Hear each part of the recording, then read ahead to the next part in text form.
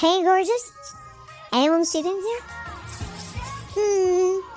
It's wet. Great. Sitting in the wet is my thing. I want to buy a coffee. What happened here? Oh, I'm so sorry. It was an accident, if you know what I mean.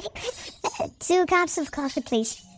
Okay. Annie burst into laughter at Charlie's humor and took the initiative to write down her contact information. Charlie felt a surge of delight, thinking he had successfully struck up a conversation, but before his pride could last, Annie left her seat in a wheelchair. So, how about coffee tomorrow?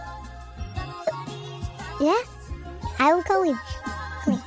Watching her receding figure, Charlie's smile gradually froze. Without hesitation, he threw the note with her contact info on the ground. He had no intention of dating a disabled girl. The next day, he arrived at a mansion to apply for a private driver. With an excellent resume, he aced the interview. When he asked about the employer's schedule, he was told the driver wasn't for the employer, but his daughter, who went to the hospital for treatment daily. Sweetie, come over here.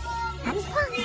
Just then, the daughter was called in. Charlie stood stunned. Before him was the girl he had rejected yesterday, Annie. Yet Annie acted as if they'd never met, greeting him first. Charlie felt deeply guilty, responding cautiously. When Charlie went out to help Annie into the car, she got into the car by herself with an unhappy expression. Charlie understood that Annie was angry with him because he hadn't called her since leaving the restaurant that day. En route to the rehab center, Charlie tried to ease the tension. Here's the thing, I wanted to call you. You don't. I'm asking you, don't make exist. You're not the first one. I'm really sorry. I wish I had lost your number. You didn't lose it. You dropped it in the puddle. Every lie he told was shot down by Annie, because Annie had experienced this kind of situation more than once. It's not even my number. It's a pizza plate number. I give it to everyone.